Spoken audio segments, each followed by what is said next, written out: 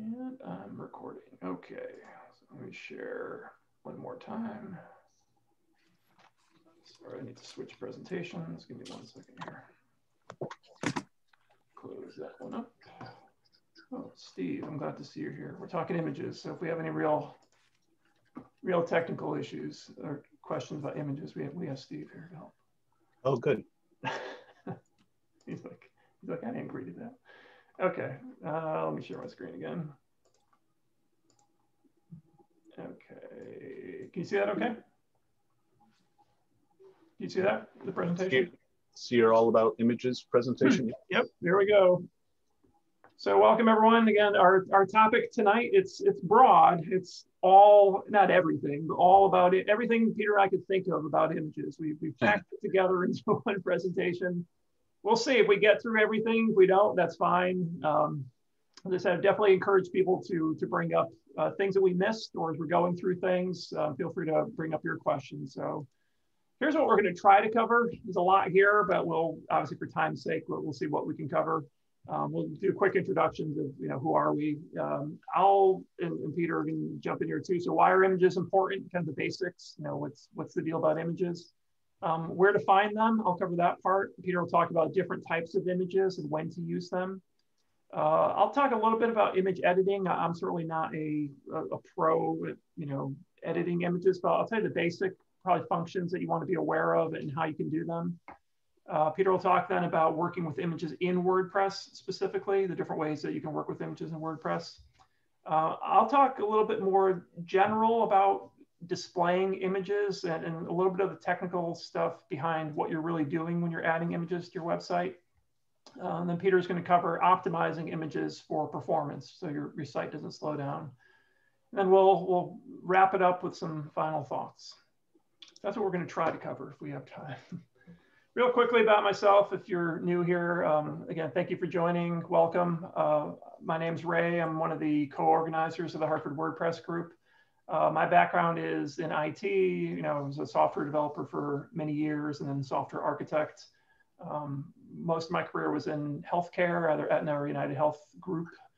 And then I've been working with WordPress. I have 4+, it's probably 5+ now, but I've been working for, let's say, at least professionally, or working quite a bit with it, let's say the past 4 to 5 years.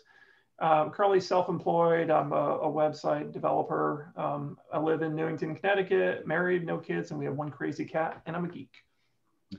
And then there's Peter. Hi, I'm Peter Ingersoll. I'm from South Windsor, Connecticut.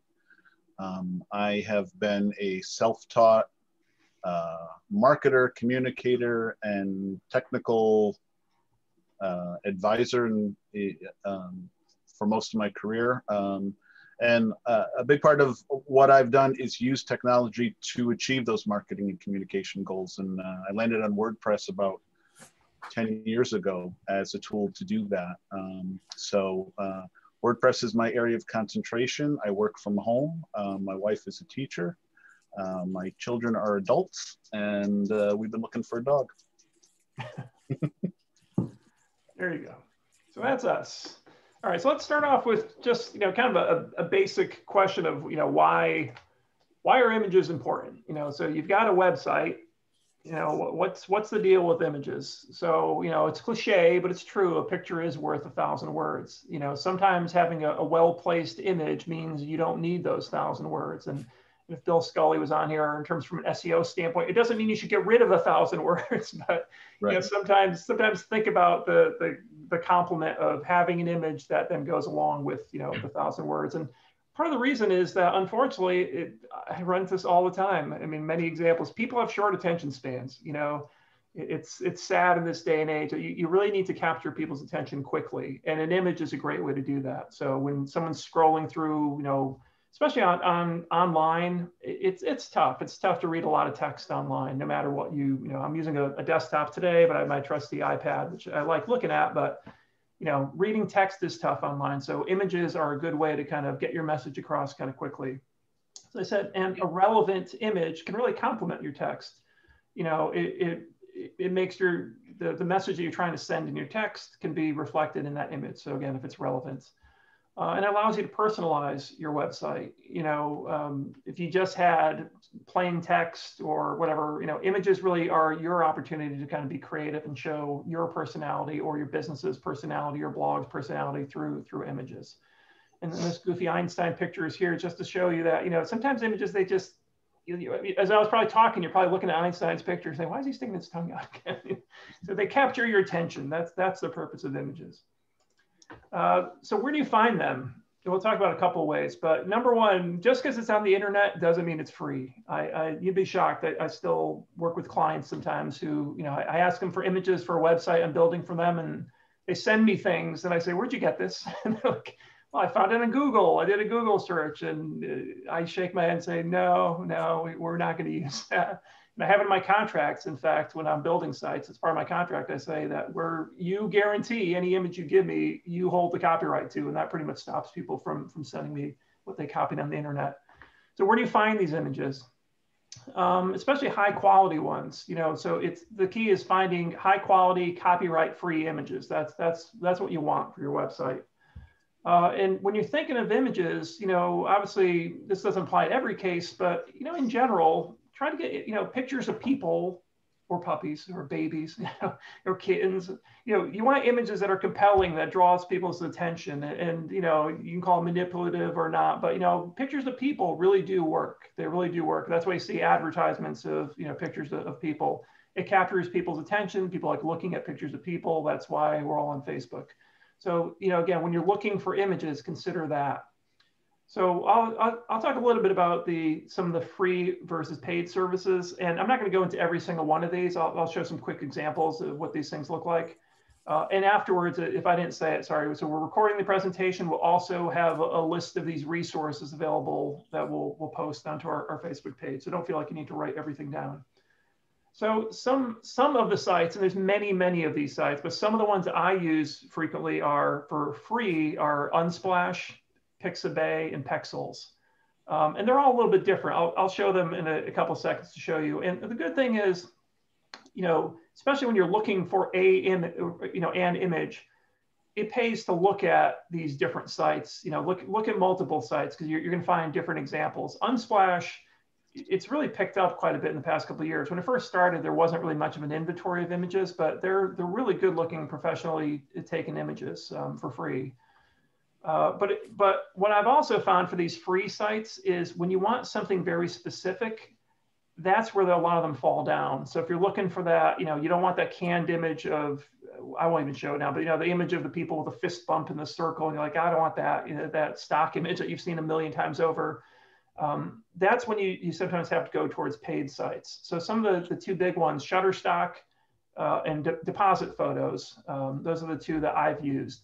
Deposit Photos, the thing about that one is that quite often you can find discounts for that. And I think Shutterstock works similarly in that you can purchase a plan of credits. So let's say that sometimes it's cheaper than buying an individual photo.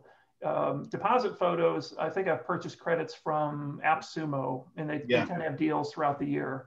So you can pick up a credit plan, and again, it depends. I need this professionally because I'm building sites for other people, but even for yourself, you'd be surprised, if you're creating a blog, you're doing social media, a newsletter, you'll find times where you need more than one image. So it pays to get one of these, like a small plan, try it out. And the quality of the images in those, I find, is much better, and there's more variety. Two tools I'll talk about a little bit later too, Canva and Stencil. You can use them for both manipulating images, but they also have photos in them too. And sometimes if you want to find a single image, Canva, a lot of times you can find good looking images for like $1 or $2, the one that kind of meets your particular need. So I'll show real quick. I'm not going to go spend a lot of time on these sites, but again, Unsplash. Nice thing with Unsplash too is that if you're looking, let's say, I don't know, here you go. You can also search by categories, because that's a critical thing too, having a really good search capability. So let's say I'm looking for nature. Here we go. And these are beautiful pictures. Again, they're not as good as Steve's pictures, but they're beautiful pictures, and they are copyright free. A lot of times for these photographs, they do ask you to give some attribution. Oh, it's in Poland, random pic there.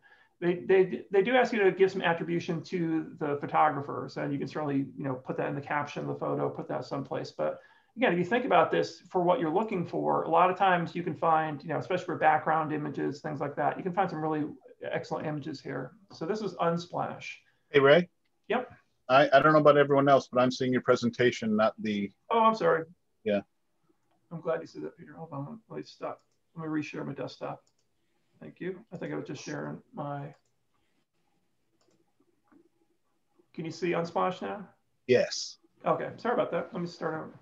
Yeah. So Unsplash. I won't show you all the things here, but I mean, you can see there's a wide variety of images. Really, well done professionally. And as I said, when you download an image, you can download it for free. This is a nice thing too. You get to choose the size.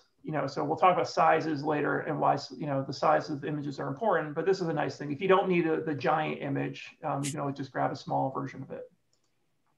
So that one is really popular. So the other one I use quite a bit to show you real quick is Pixabay. So another great thing for stock images. And then real quick, once you start talking about paid ones, so it's iStock Photo.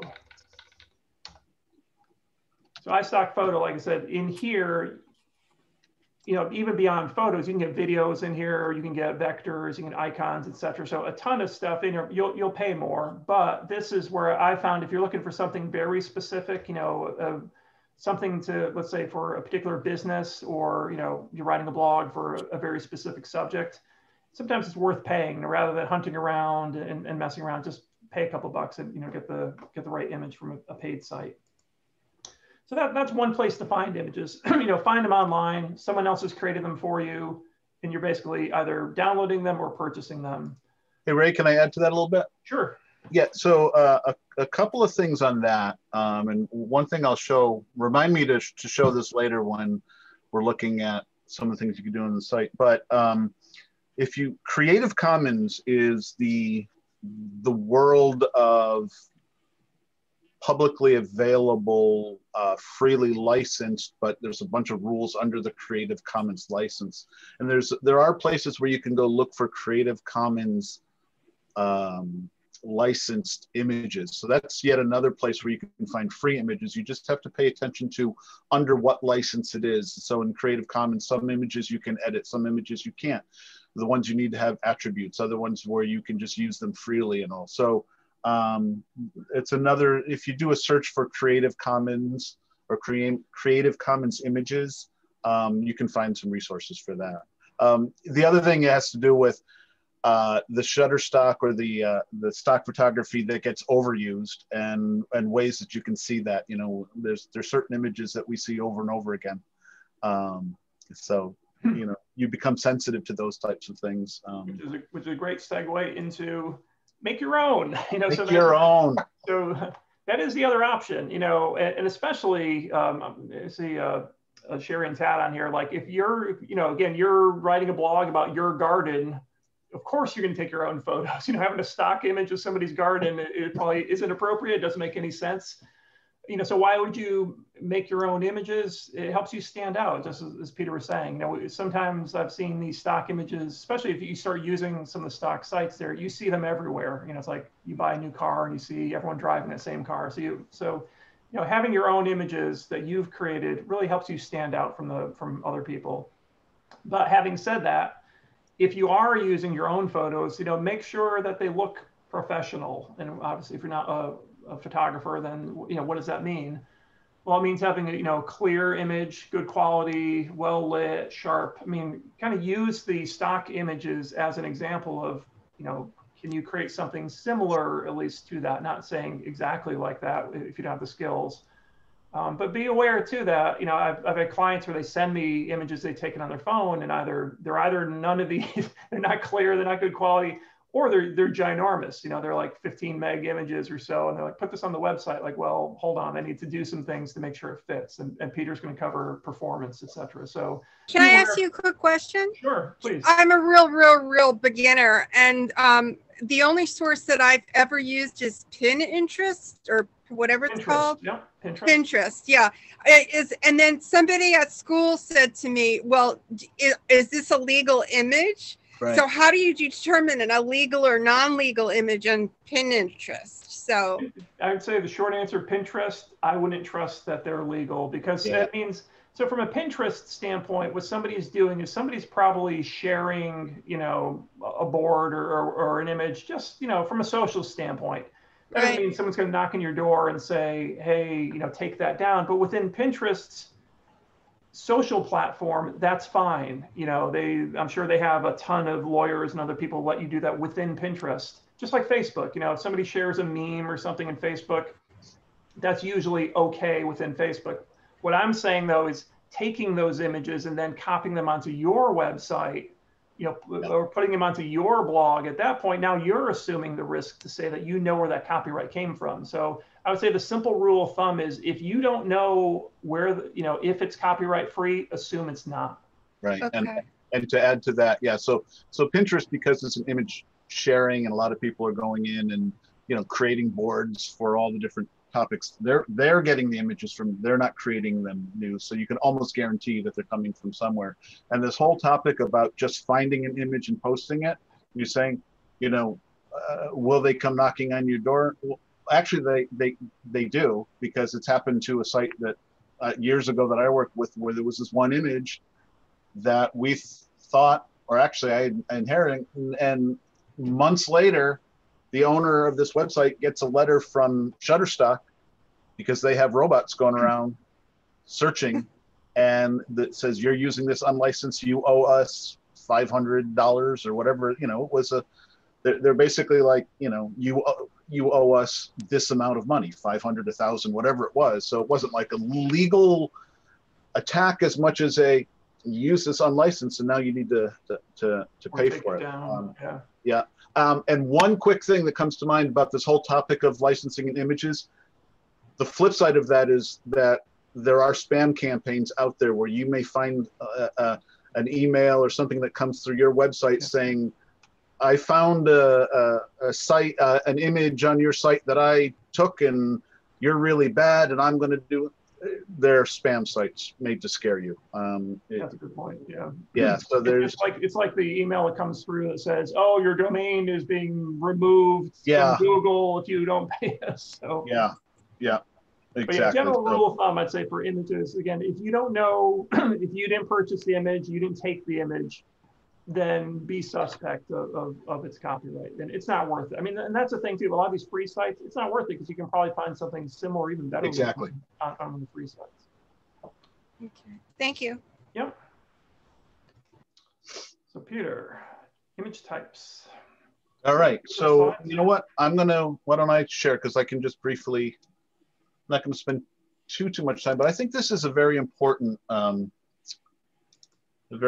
topic. Let me make sure I have. Sorry, let me make sure I have. Where's my? Yep, you can. Okay. There we go. So I'm going to share that screen.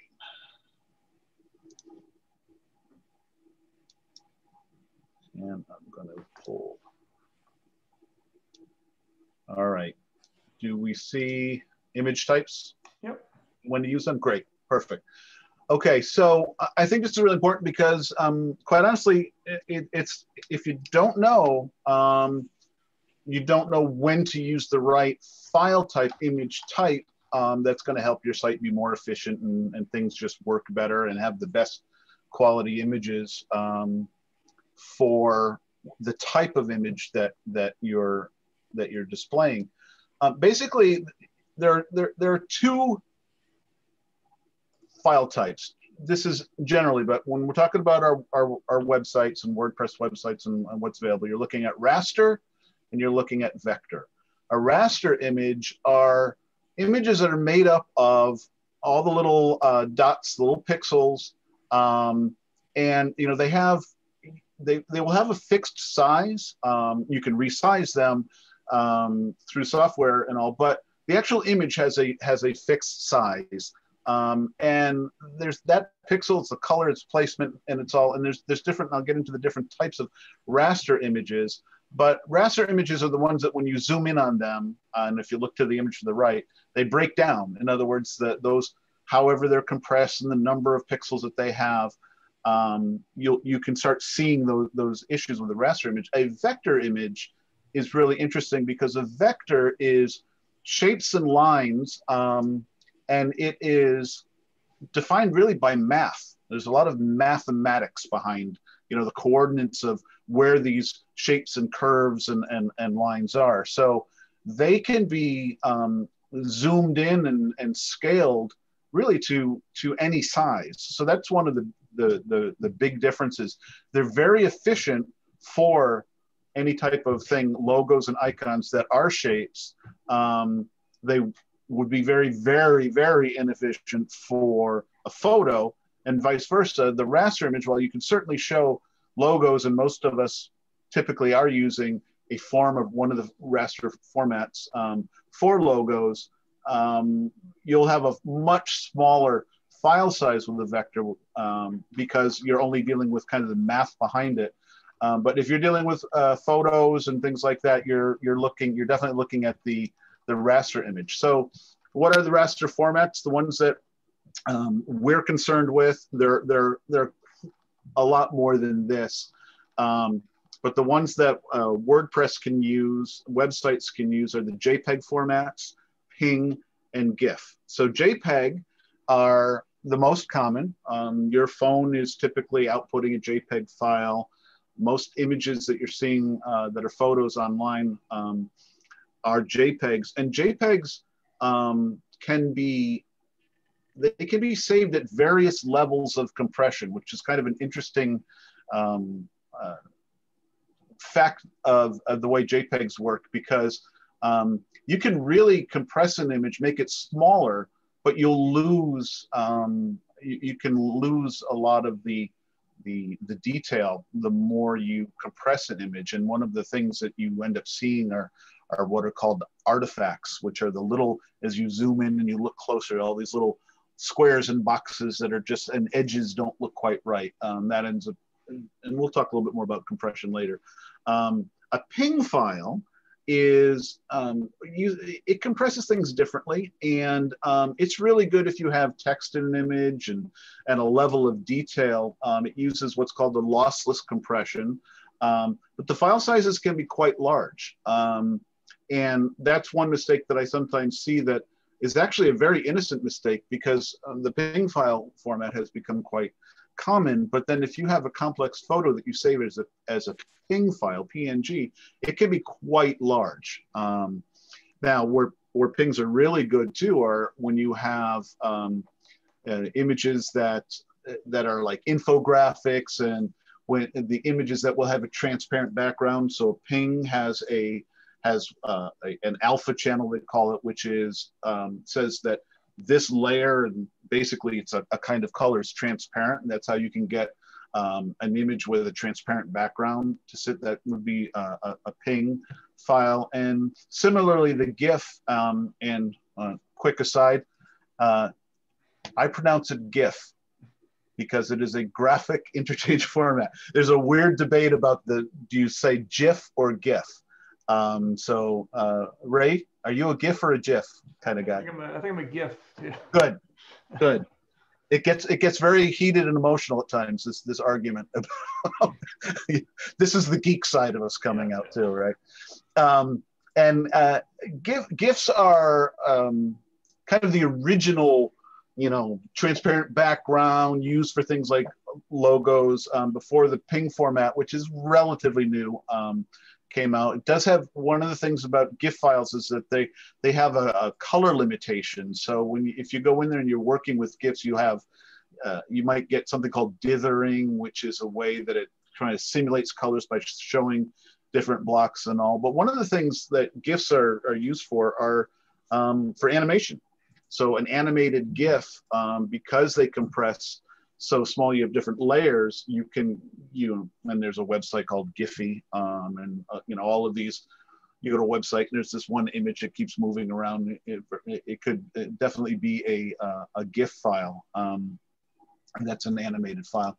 Now, as far as vector formats, the primary vector format that is becoming more and more popular on the web and on our sites is the SVG format, the scalable vector graphics format.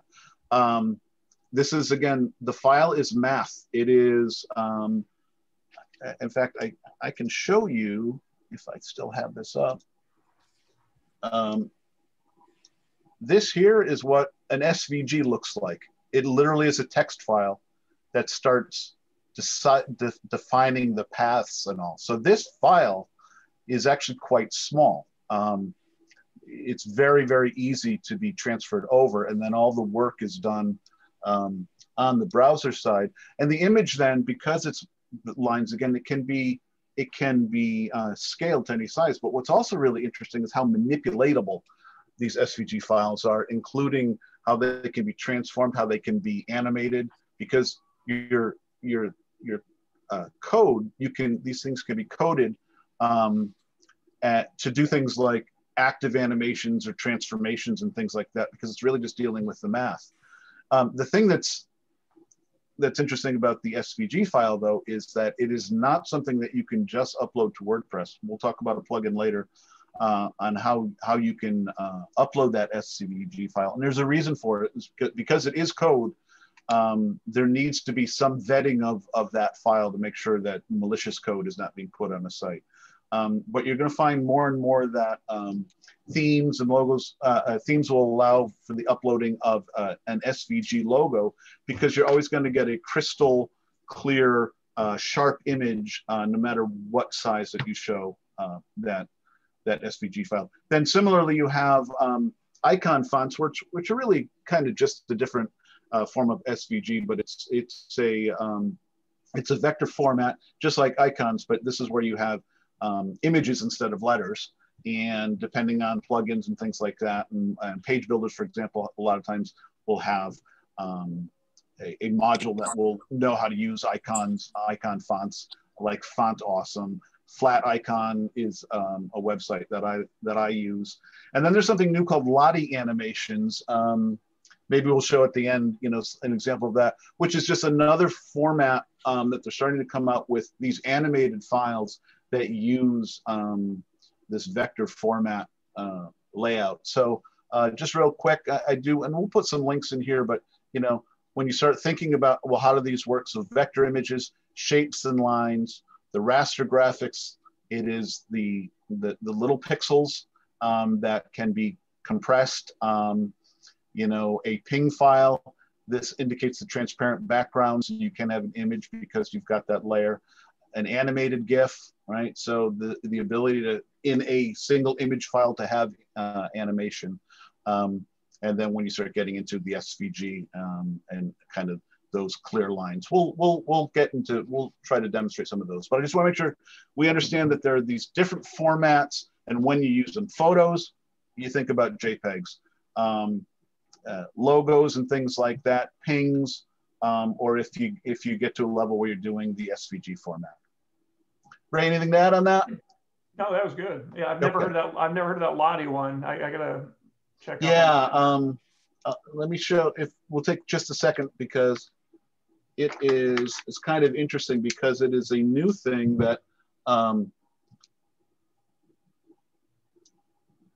where you can get just some really kind of interesting animations. What's kind of neat about it is that there are all these libraries that are going to start showing up, where you can grab these things for free and paid.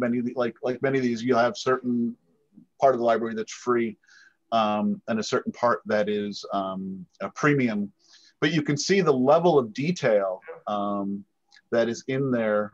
And I love that cat up there looking at the. Isn't that great?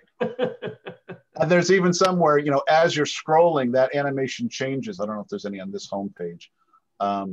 But I think this will be something that we'll be seeing. So probably nothing for us. I'm not using them anywhere right now. I'm more intrigued by animation in a SVG file, but it is very cool.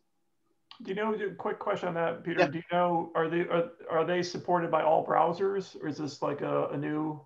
Yeah, no, that's a very good point. Because what is what I didn't bring up here is the WebP format. Oh yeah. Have you used that lately? That's the one that Google pushes a lot of times. Exactly. Yeah, no. So WebP is a brand new, well, I say brand new format, relatively new format, and it is the Google format, and it offers even greater compression. It's a really great file type in a lot of ways, but it's not universally used. It's universal to the Chrome. It'll work in Chromium browsers, which is Chrome, but it won't work in Safari, which is weird because I don't have a Mac, so I thought Safari was Chromium based, but maybe it's not. I think Firefox, I think, is Chromium or. That's it. Okay. So Firefox and Chrome will use this WebP format. So that's why I didn't really kind of bring it up. The Lottie file, I am not sure yet. I know that the way to make it work is there is a Lottie plugin. So what I assume is happening is it's taking this file format and either converting it to some kind of animated SVG or something to that effect. But I'll look more into that, maybe even before the end of the call. I think we're back to you. Back to me. All right, let me grab the screen again. Let me share my desktop again. Can you see mine now? Oops. Let me advance. Let's see. Can you see my screen now? I think so. Basic image. Yes. Yep. Because you've got you're the Mac. It's the same image I had on my screen. So. So like I said, I am not a total expert in image editing, but I know enough to be dangerous. And I think for most beginners, that's probably all you need. You know, if you're getting more advanced, then yeah, I mean, there's plenty of training you can do to do that. So what I was going to talk about here is just some basic techniques and then some tools that you can use. Yeah, so the real basic image editing techniques, I mean, it's a lot more than this, but these are the ones, especially as you're thinking about, you know, whether you've taken the image yourself on your camera, or you've downloaded it from either, you know, one of those free sites I mentioned or a paid site. You're probably still going to need to manipulate an image in a few different ways. And so here's a couple of common things that you're likely to do. So cropping. I mean, I think most people are familiar with cropping, but you know, why do you crop an image? Well, sometimes it's because you just want to focus attention on one part of the image. So obviously, you know, by getting rid of the extraneous fluff, you're focusing your visitor's attention on the part of the image that you want them to focus on. But cropping itself also greatly can reduce the size of the image. So that's another reason to crop. Resizing. So what I mean by that is more the dimensions of the image. So if you have an image, let's say that's, you know, 1080 by 600, but you want to reduce that to 600 by something else, whatever, or 400 by 400. Let's say you want to make it more of a, you know, 4 by 3-ish kind of image. So resizing also does a couple of things. You know, resizing reduces the file size, but also improves your display. So what I mean by that is, you know, let's say that your image is going to be on, you know, 3 columns on a website. You know, you maybe have 3 blurbs or whatever you want to call it. You don't need an image that's ginormous, just display it in a 400 or 200 by 200 pixel area. So again, think about the browser can do certain things for you. And I'll talk a little bit later about, you know, some other ways you can resize through code. But in general, you want to have your images sized appropriately for how you're using them in the website. So best thing to do is resize it outside of, you know, your theme, because some themes will let you do some resizing as well. So resize it outside and then upload it to your site in the proper size. Sharpening, you know, that's a simple one too. If you have especially if you're taking the image yourself, maybe you need to sharpen it. Remove, this is a big one. I'll show some quick and dirty ways to do that later. So let's say you have an image where, again, you just want to focus on one part of the image and you want to get rid of some background stuff. I'm not talking about crazy photoshopping removal of adding people in and all that. It's a little bit beyond this, but sometimes there's things you want to spot remove or remove an entire piece from your image. Reorient. This is another one that, you know, I've talked to some clients where they're like, oh boy, you know, they give me an image and all it takes is flipping it around so that it's going left to right or right to left. And it sometimes looks like it's a brand new image just because you've reoriented the image itself. So it changes the focus and attention. And then darkening, you know, again, there's ways you can do this in code. There's other techniques you can do, but, you know, when you want to darken an image, especially is if you're using it for background. So you want to be able to have your text legible over the image. And I'll talk a little bit later about adding text to images and why that sometimes is not a great thing. So, darkening an image is a great way, applying a filter to it, something like that, to make text easier to read. It makes text pop. So those are some of the basic image editing things, but there's a ton more that you can do. And then some software, again, there's free and paid, as there is with everything. So one quick and dirty one, and I'll show this live because it takes 2 seconds, but remove.bg. This is one for removing backgrounds from images. It's okay. It's sometimes it's hit or miss. So depending on how complicated your image is. So let me show you a quick example. So remove.bg, and let's drop in this. I got on my desktop this lovely picture of this cat. There it was before, and there it is after. Not bad. Again, could you do this in Photoshop? Yeah.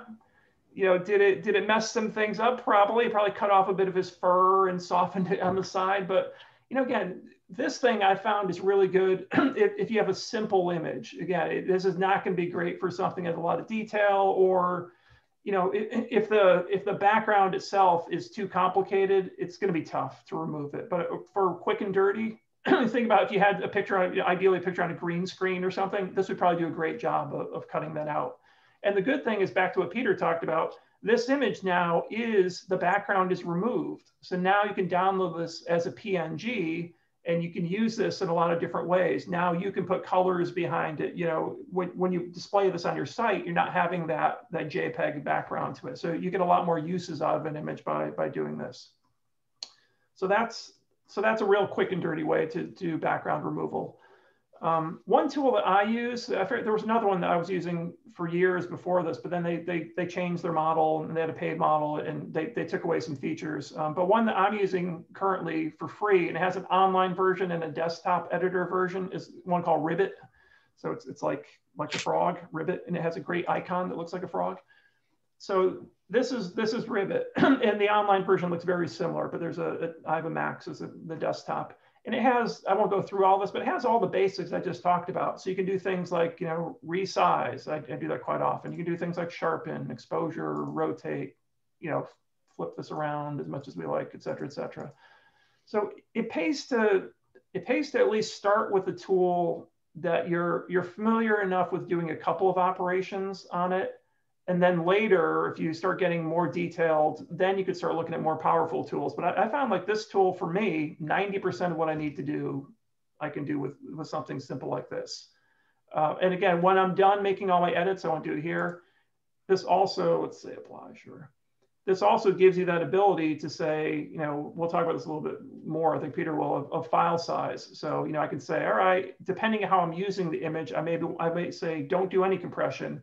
Or I can, shrink it down. You can see my file size is going quite a bit. So this one I like a lot, Ribbit. It's pretty quick and dirty, very simple to use.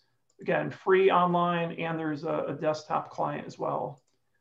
If you want to get more hardcore, probably the closest alternative, free alternative you have to Photoshop is something called GIMP. To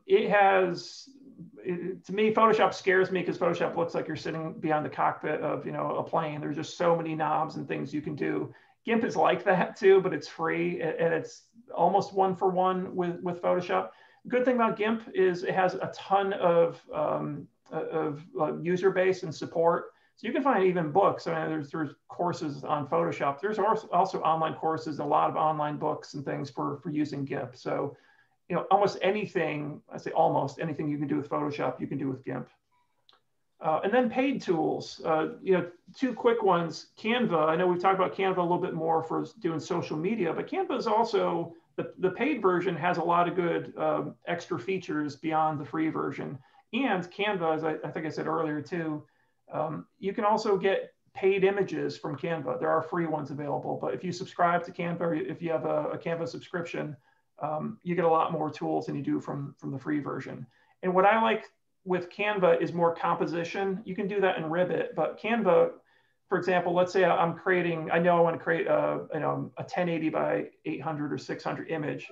You can start off in Canva and create the template just in that, and then start dropping different pieces onto it. So you can upload pictures and resize them and sort of use that as your kind of your palette as you're dropping different things onto it. And let me show you real quick if you've never seen Canva before.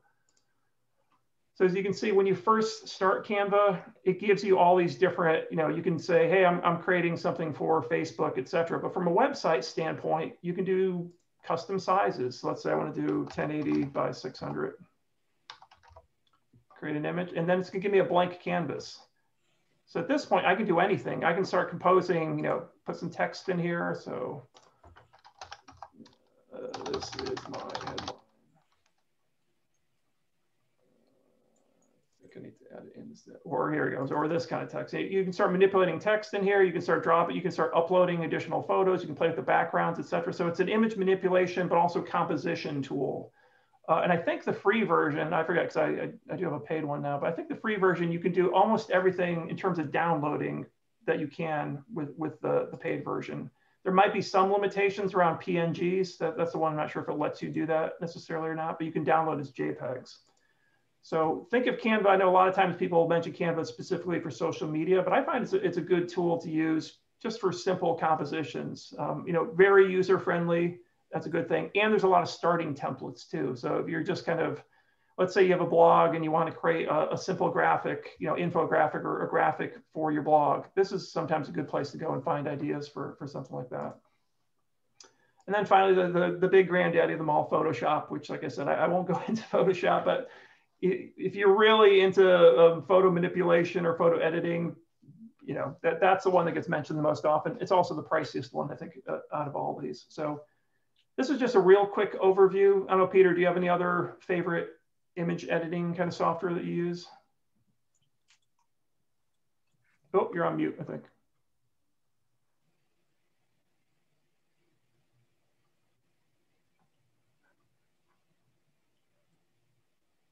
Sorry about that. No, that's fine. So there is so I subscribe to the Adobe Suite. It is not inexpensive because you pay a monthly fee, but you have access to everything. But there is, for somebody who wants to get into, so GIMP is great, but it's open source, but there is a piece of software, and actually they have a suite of services, and it is from a company called Affinity. Have you heard of Affinity at all? So Affinity well, the company's called Serif. Their tools are, but if you go to affinity.serif.com, and they are, in my opinion, really nice competitor to Photoshop. And right now you can buy, they have a Photoshop one, it's Affinity Photo. They have InDesign, which is for vector images.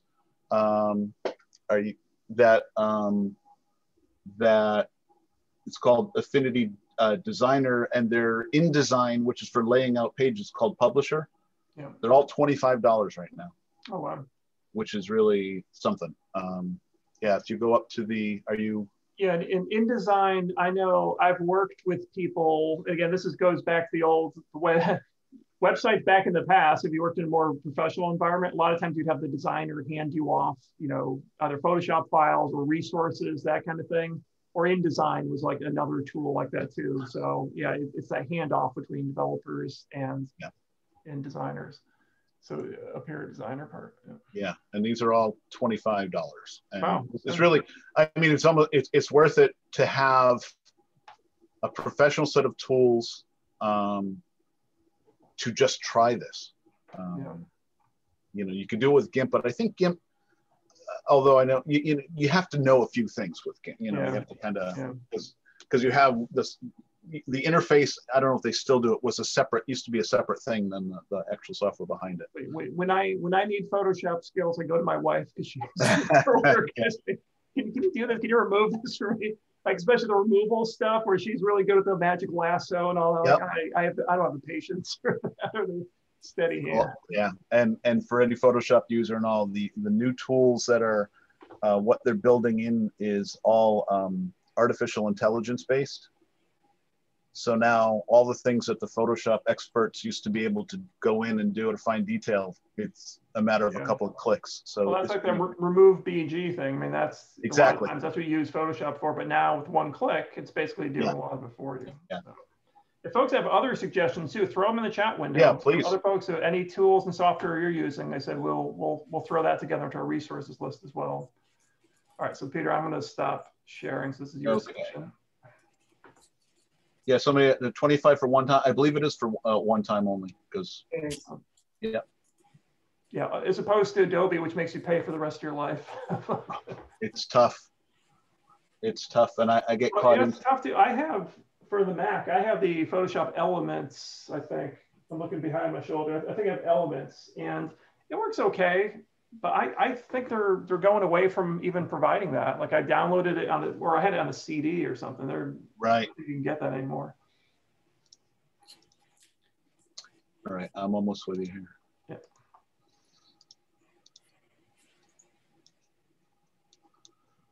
Okay, click and share that screen. Share. Okay, so we're here working with images in WordPress. You can see the screen okay? Yep. Okay. So, of course, we're here as a WordPress group. So let's talk about working with images in WordPress. Some of this is actually going to touch on some of the things we even covered in our last meetup, and it's because we kind of went through a lot of the admin screens and all the things to look for, but we'll dig a little bit deeper into the things to look for kind of, you know, on that WordPress back end and all. So if I'm looking here, this is an install you can see okay. No, we can just see your presentation, not your oh, same type of thing that you had where PowerPoint takes over. Yeah. So stop that. Yeah, so stop sharing. Isn't that interesting? And I'm not even in presentation mode. So I thought. Same with me. I don't know. It was strange.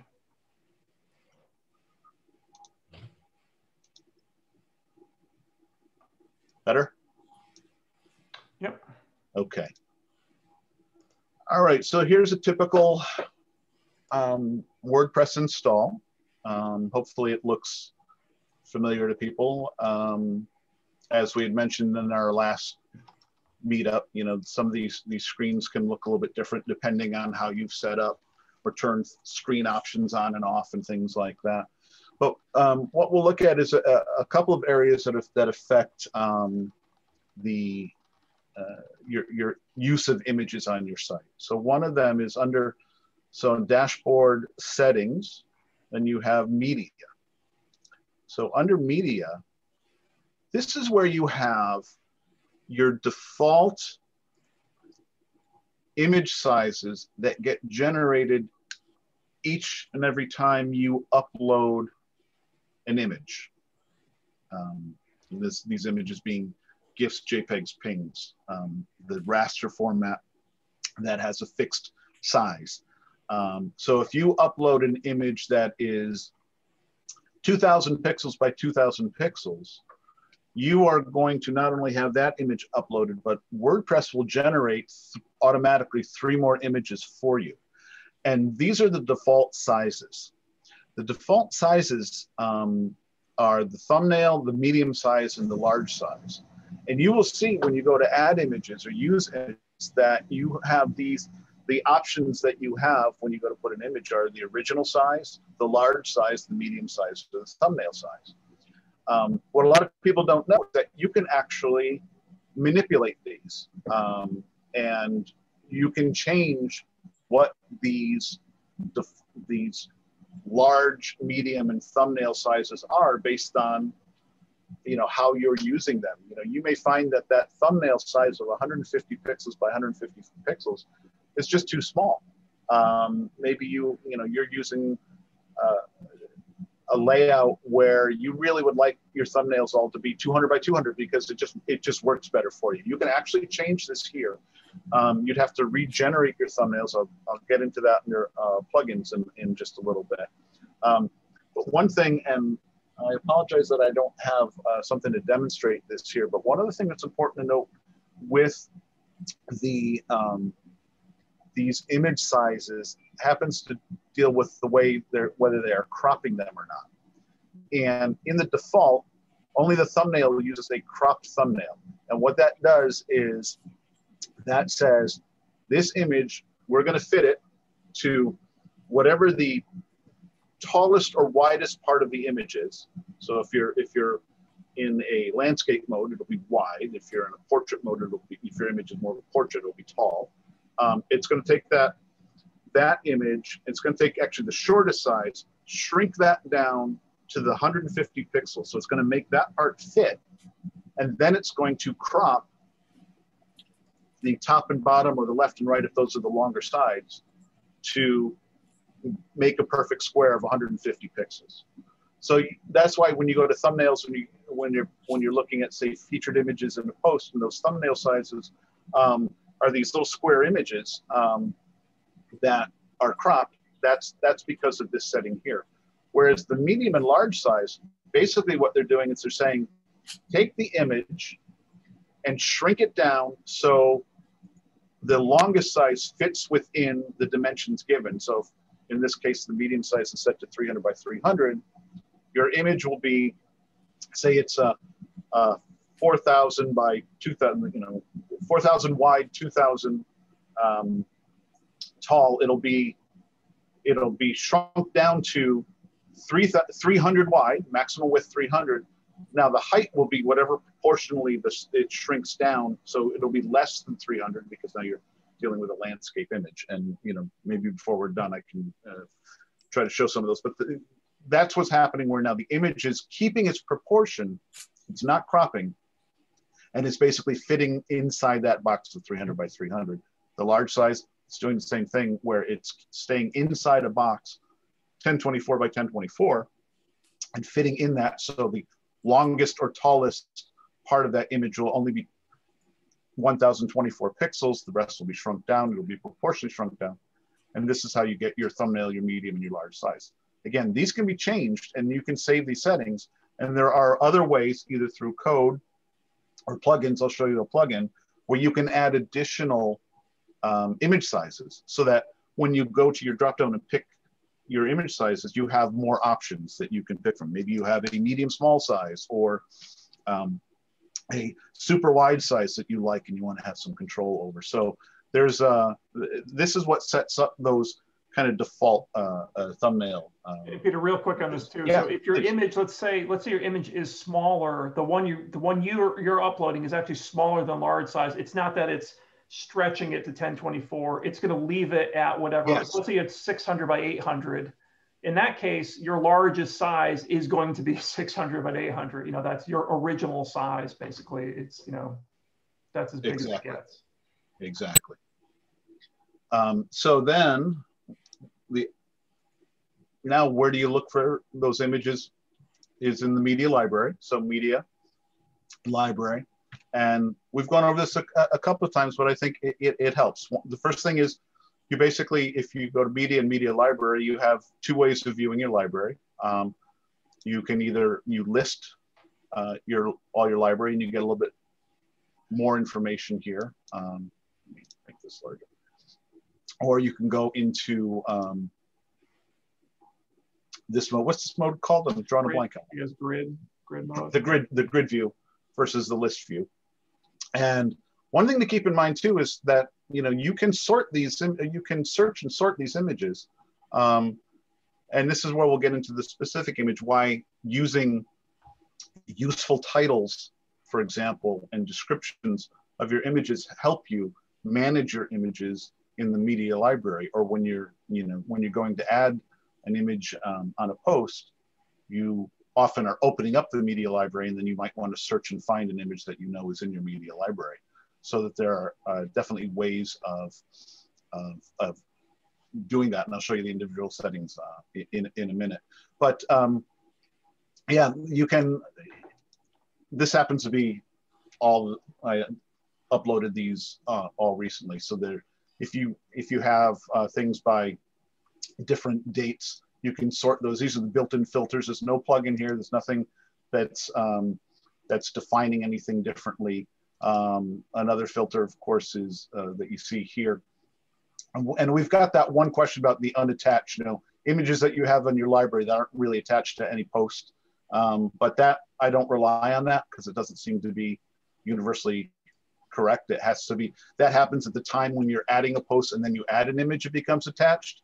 But if you add it into your library first and then put it as part of a post, it doesn't necessarily say, oh, I'm now attached, right? Ray, do you find that to be similar? Yeah. And then, if you have multiple people working on your site, you can say, okay, just show me the images that I put up there. So these are some of the built-in filters. But, if the search box becomes very useful as you get more images, where I just did search for logo, and now I'm only seeing those 2 logos. I'm in list view here. You can do a similar kind of thing over here in the grid view. So it just helps you find things easier. Now, you'll notice that I had another logo here, but its name there was no logo in there, for example.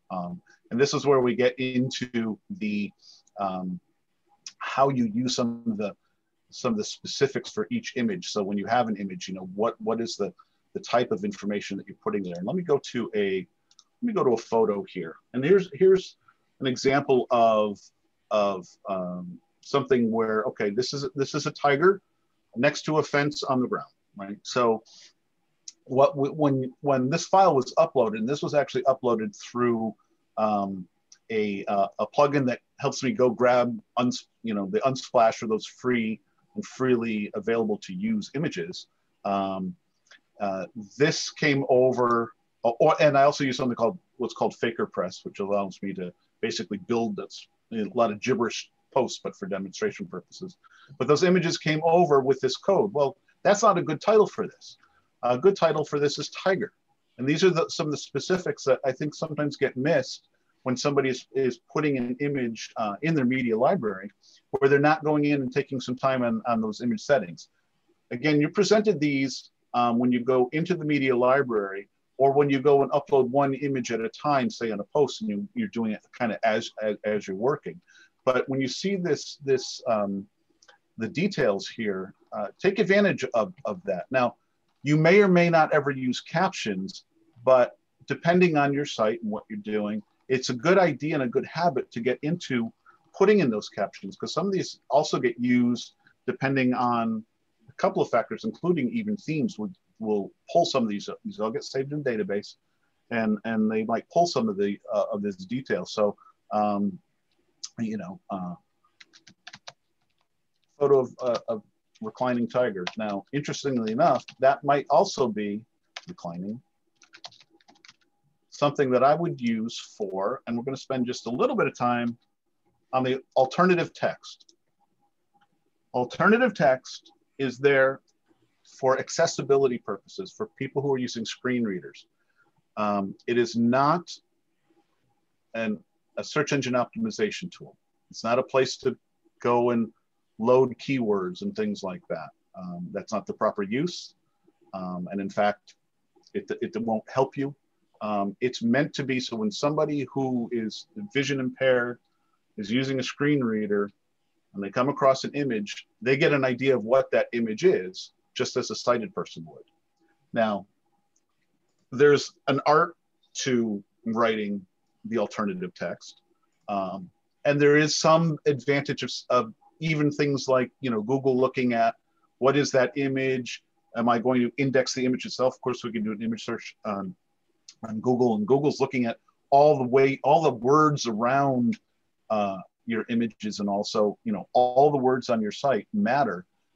But for images that you're loading here, when you're using the alternative text, that really is meant to be a description of the text. Now, where it gets a little crazy is, I've seen some alt text that goes on and on, an orange and a black, white, and orange tiger is laying on the brown ground next to a fence. That gets to be, again, now think about the person who's vision impaired. Is that helpful in that case? Or is it now annoying? Is it too much information? So again, there's an art to it, But basically, just think about if somebody was to describe that photo to you in a few words, what would those words be? And that's kind of what you're looking for the most part when you're talking about alternative text. Now, I'm curious, Bill, are you on the call still? Maybe not. So, because Bill is our SEO expert, and I know that, you know. Yeah, no, I don't see him on. Yeah, he was. Some of the uses of the alt text it's changed over the years. Where it used to be, it did used to give you some more payoff, and people still, you know, will say, "Oh, what you use it for?" It's not what you use it for. And in fact, there's times when if you have just decorative images, you wouldn't want to have alt text because you don't want to necessarily describe to somebody that, you know, a green curvy line when it's purely just for a design element, things like that. So those are some of the things to think about with your alt text. But think about how using these are become searchable for you, and depending on potentially plugins or themes, how you use them might actually use the caption end up being, if you turn a caption on an image, that caption will show below your image. Description is mainly used, I think, for, you know, managing things in your media library. Ray, do you use descriptions for anything? No, not really. Yeah. I think yeah. it's so you can search for it usually. Exactly. Something right here that is kind of neat. This is actually relatively new, but if you click this this button here, that image gets saved to a specific URL. This is that URL for this site. And this is the full size image on that that this is, right. So, but this is where I can also show you the other image sizes that get automatically generated. That's the thumbnail that gets generated, and I know that's 150 by 150. What I don't know is the math behind what the other two would be, because it depends to the file name, those image dimensions. But that's the example of that 150 by 150 I was showing where it crops. This is what the actual image is. And while I'm here, I'll show you something that gets kind of interesting. Sometimes people run into an issue, well, why is my image blurry? And they might actually have a smaller image in a larger box. And in that case, what you're literally enlarging something, and, you know, it's the resolution doesn't fit now the size of the image. Often we go the other way. We have an image that's too big for a size, but in some cases, an image that's too small for how you're showing it, you get kind of this blurry effect. So that's just, you know, while we're here. But that kind of shows you now how these file images work on these details. What's nice too is that you don't have to save anything here, in that it auto saves as you're going along. You can kind of zip through your images here by clicking the left and right button on the top. And we won't get into too much, but you can get into editing the image itself. Ray was just showing some editing tools here, but WordPress has some built into it. So you can rotate the image. Right? You can, you know, flip it. I don't know why you'd be upside down, but you might have a reason to do this, where you flip horizontal, for example, as long as there's no words that read backwards. Sometimes that left to right, right to left, you know, helps with a site layout. So there are some nice tools here. Image crop, and what's also nice is adding the question marks that kind of give you an idea of, you know, what can happen where if you say, all right, I want to set it to a specific, we're getting to a level of detail, but maybe you know that, hey, I always want to image a certain size. I didn't upload it that size. Let me crop that here in my media library, and you can do that. We're going to cancel out of this, but yeah, you've got some image tools here. I did want to show something. Again, we're on the back end, but say now we're talking about, well, how are those images used? And I won't get into every last detail, but one thing I think that's very important is to think about what a featured image is and how it is used. So this is just a This is a post that I guess came over from, it's in a classic block, which I will convert to a bunch of blocks because I like blocks better. But every post, we're on the new, we're not in the classic editor right now, you have the ability to add a featured image. Now say I wanted to add that tiger as my featured image. What that does is that attaches that image to this post so that when you do certain things, like you have a post layout, let's see if that, it is now using that image the way this theme's post layout says, I know there's something called the featured image and I'm going to automatically put it in this particular place. It's also good for things like when you go to your lists of your posts, right? So your blog, for example, and that might use that featured image. So that featured image is an important tool. It's also used in social media, typically automatically, although we can, and we're not going to get into SEO plugins today, but you can set specific images for if somebody were to link to you on Twitter or Facebook, and what's that image that pops up automatically. In WordPress, if you don't do anything, it is going to initially look for that featured image as the image for that post. So using the featured image in a post is pretty important for your layout, for your blog posts.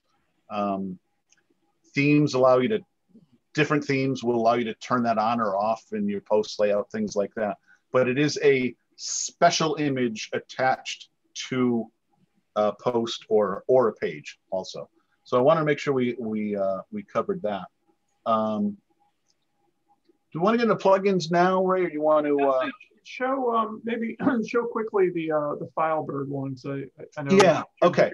About that, and then as time permits at the end, we can cover whatever. We can get back into it. Yeah. So there's a number of plugins that I like, without going into every last one of these. But Filebird and folders, we were talking about this earlier as a way of the way WordPress media file works, as we were just looking at, is you've got a bunch of images, you're listing them there, and you can kind of sort them by date or do the search like we did. People say, well, I'm used to my PC environment. How can I do that?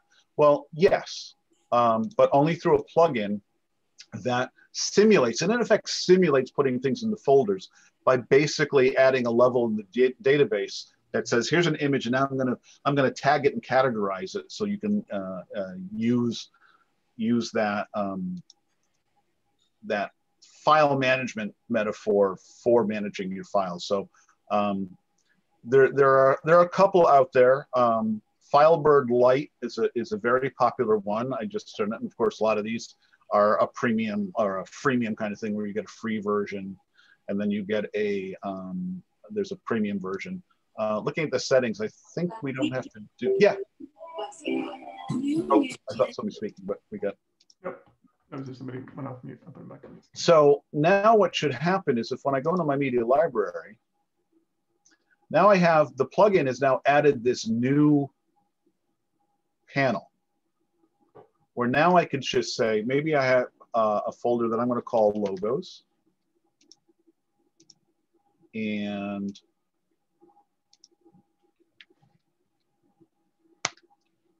have that. Oh, I got it. Yeah. Logos, save.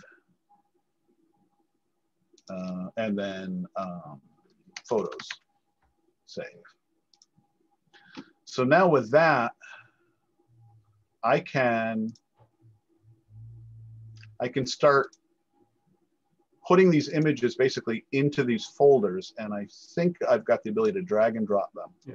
Just like this. Or do multiple. I think you even select multiple. Yeah, select multiple ones, right? So if I wanted to do.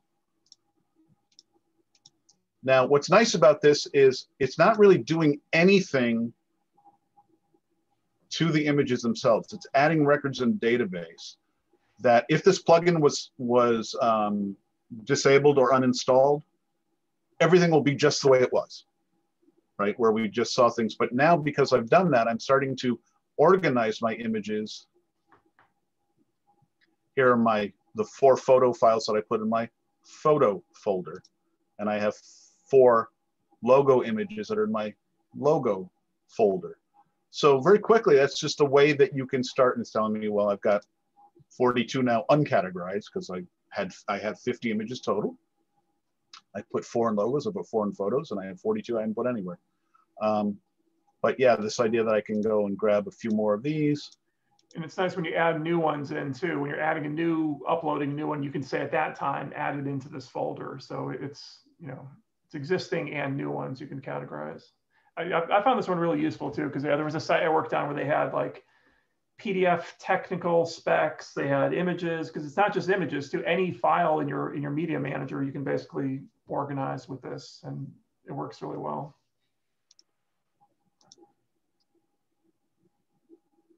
So add that image, crunching it. Part of the crunching is making those file sizes, and then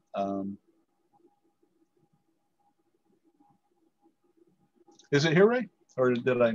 Oh, it's. I thought. You know what? Maybe it depends on where you add it. I think if you're. Yeah, that is the one thing. I think, yeah. And for anybody when they get confused, Ray and I have been doing this forever, and I get confused, right? Because certain things work a little bit differently depending on where and from where and all. Just like, now I've got this big image, and my alt text, my caption, instead of being on the right side, are now below the image. It's just one of those factors. But if I go over to library, I can certainly take this and put this in photos. Now it's there in the photos. So Judith Ann, was that one of the things you're looking for? Yeah. Yeah.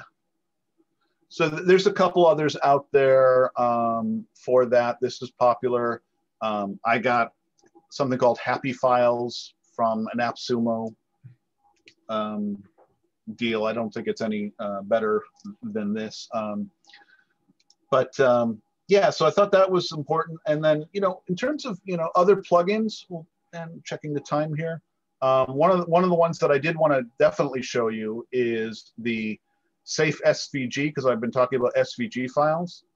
So right now, if I go to my media library and I go to add a new file, and I go to select a file, and I have I should make this neater, but I didn't. So I have an SVG file that I downloaded from a site where I can get SVG files called robot.svg. I'm going to try to upload that, and it's telling me I can't do that. This file type is not permitted for security reasons. Security reasons are SVG files are actually a kind of code. It's a text file where it explains things. Now, you want to be careful how you do this. You don't want to give this necessarily to everybody, but if you're managing your site and you want to set like the use of this to be able to use SVG files, if you go into plugins and install a plugin, we won't go through the whole install purpose. There's 2 that come to mind. Safe SVG is often recommended even by themes that say, hey, if you want to add an SVG logo, use Safe SVG. SVG support is another one, but if you activate it, that's all you have to do. And go to media. I'm going to go back here. I'm going to add new. And I'm going to my robots. And I should, fingers crossed, now I'm able to add that SVG file to my library. And there's an example of, see how large this file can get. And I can actually zoom in larger and larger and larger. I can use this, because it really doesn't have a fixed dimension. It is a shape, but that image is now usable. If I go to a post and I go to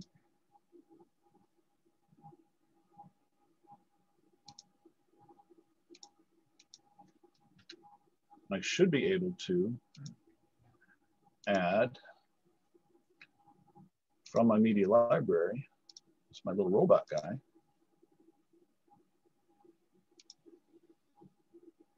And I probably have to tell him how big to make them. Right. So now that SVG file works in the website It's scalable. It's going to have perfect edges no matter, you know, what size I make it. I don't know how big I can get on this guy. But there you go. That's a way that you can start using SVG icons for your website using the Safe SVG plugin. There's another plugin similar, like if you're uploading icon files, like those TTF files or something. I think sometimes that's another one too. You'll get like a security error for uploading a file. So if you're not using Google fonts, let's say you're downloaded a particular font file from someplace, you need another, either a plugin or you got to put something in your functions. I forget exactly what, but it's the same. It's similar to that whole SVG error that Peter had. Exactly, similar. Like we're talking about the Lottie files. Yeah. I think there's a plugin for that. Animated SVG icons and Lottie animations for Elementor, and again, the whole reason is that it's not part of Core is because bad things can happen if you are not careful with it, and typically if you're getting things from the right place, you know, I use one site I like just while we're here. You can still see my screen, right? Yep. Is Flat Icon is a great place for all kinds of icons. That's where I got my little robot guy here. I have a premium account. It's not too expensive, but they have lots and lots for free. There are plenty of free places to get these SVG vector images, icons, that type of thing. But yeah, it's important to know that you have to have a plugin to do that. There are other tools for showing things. You know, and some of these things are changing because of the new browser and the new blocks editor, and even things that are built into block packages that might be coming from Cadence or Astra or any number of block packages. But there are still useful things like light boxes. If you Everlight is an example of a light box, and if I do this blindly, I wonder if I can. I forget how to. Let me go to a post, and let me go to. Let's see if there's an image here.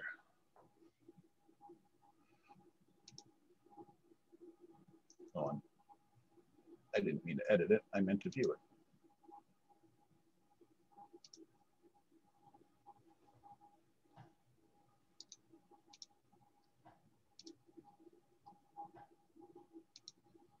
I have to turn it on, but you know that the idea that you get the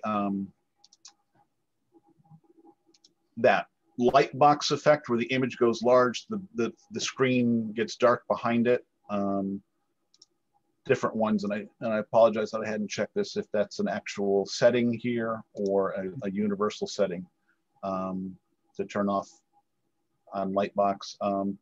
Ray, you and I both use Foobox is automatic. Yeah, Foo Gallery is one that maybe at the end, or we could throw. Yeah, you're going to show gallery stuff and all, but I'm probably not going to. But yeah, just we can. Yeah, I know. I was looking at the clock, and I've been talking too long.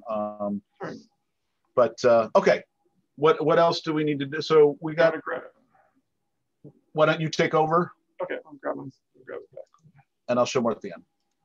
All right, so let me get back to, oops, my desktop, hold on a second. And while Ray's doing that, was there any questions in chat or anybody have any? I think you answered, there was one earlier about the alt tags and all that. I think you answered that one. Okay. So Peter covered, I think, a lot of the stuff within WordPress. I'm just gonna spend a little time, I don't want people's eyes to glaze over with this piece about, behind the scenes, what are images? So, on your website, whether it's WordPress or what else, just some quick maybe reminders for folks, or maybe people aren't aware of this, but kind of what's happening behind the scenes with an image.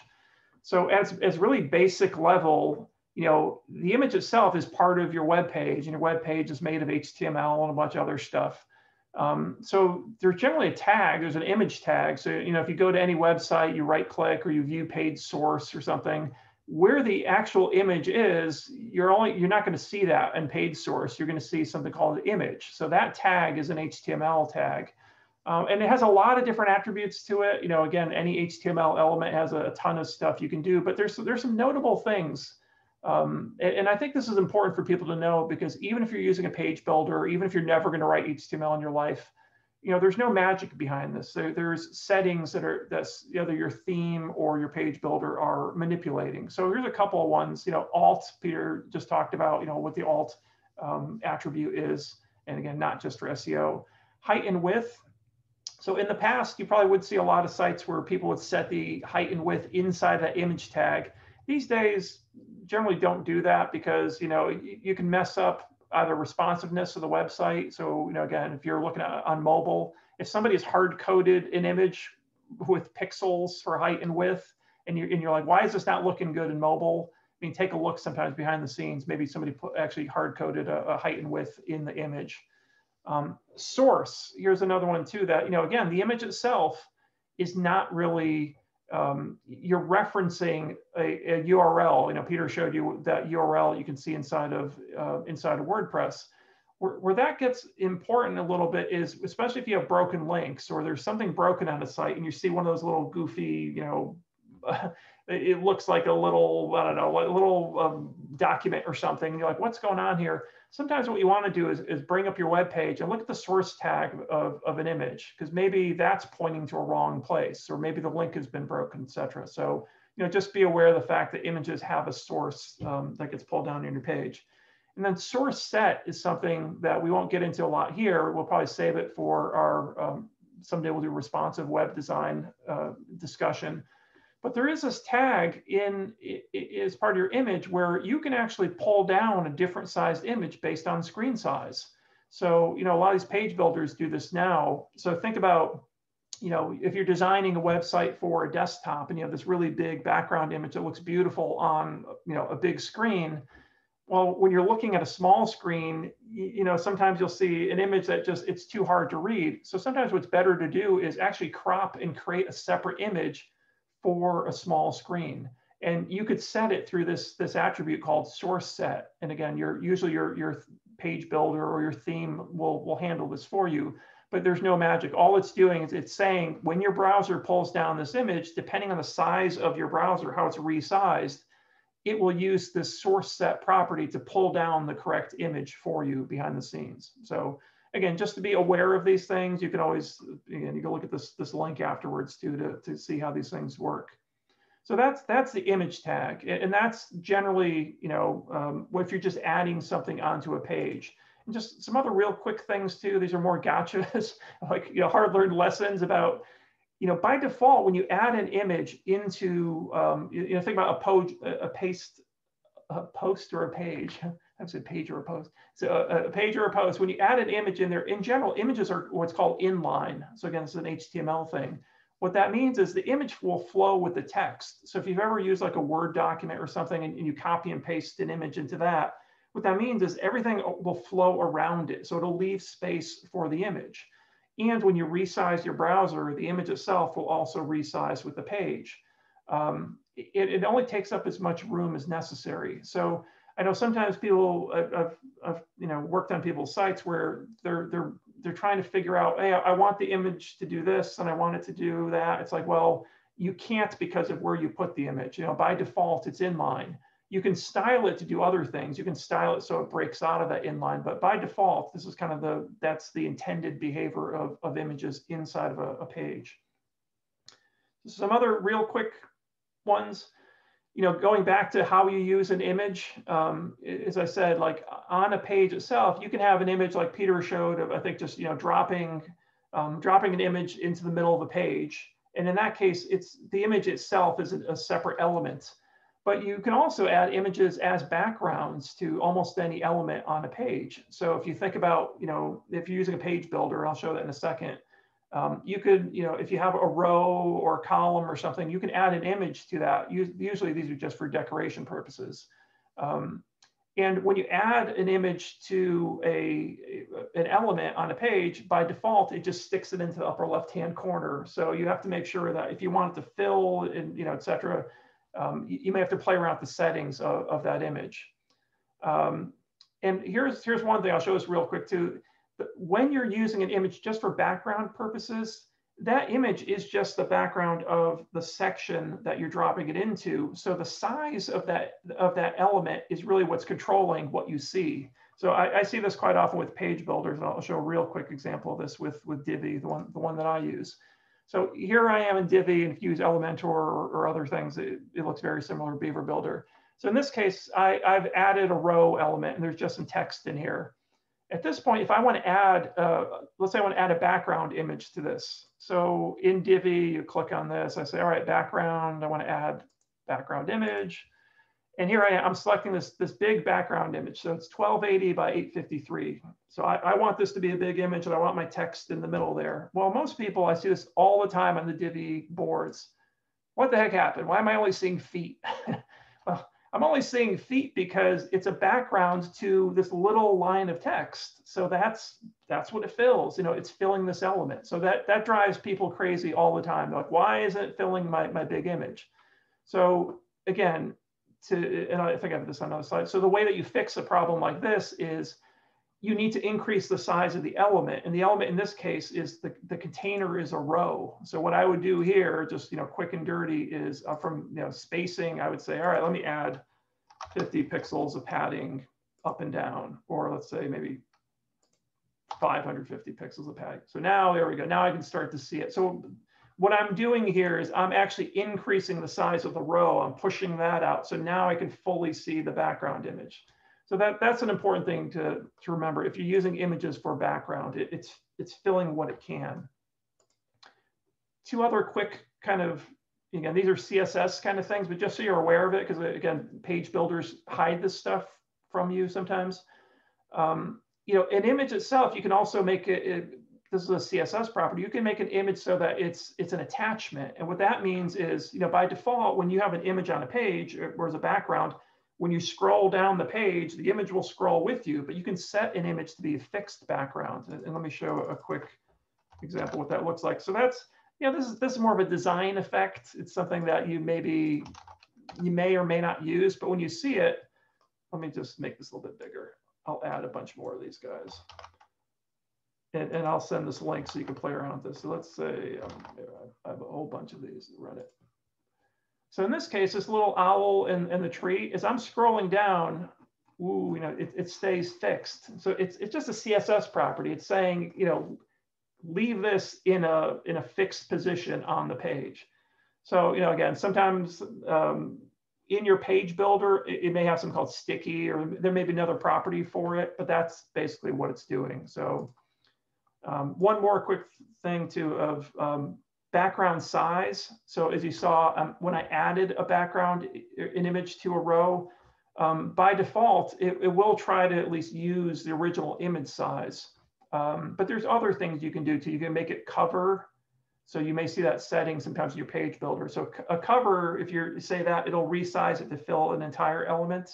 Or contain will just keep your image its normal size. So let me show you this. I think it makes more sense when you see it. So here's a quick playground thing to show you what I mean.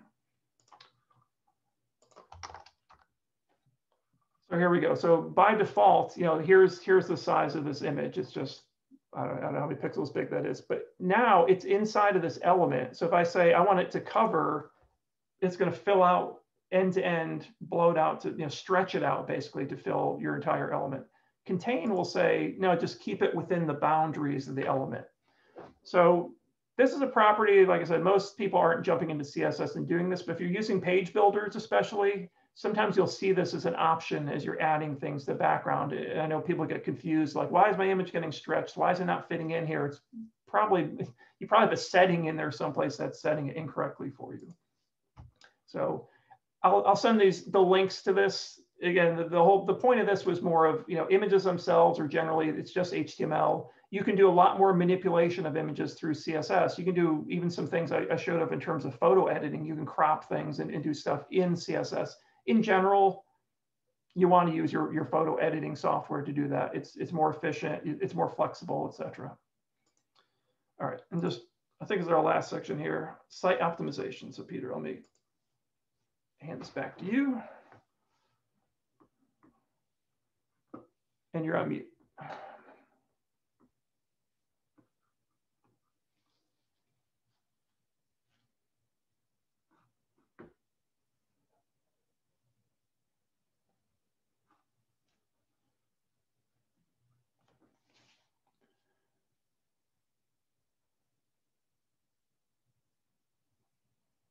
And you're still on mute, Peter.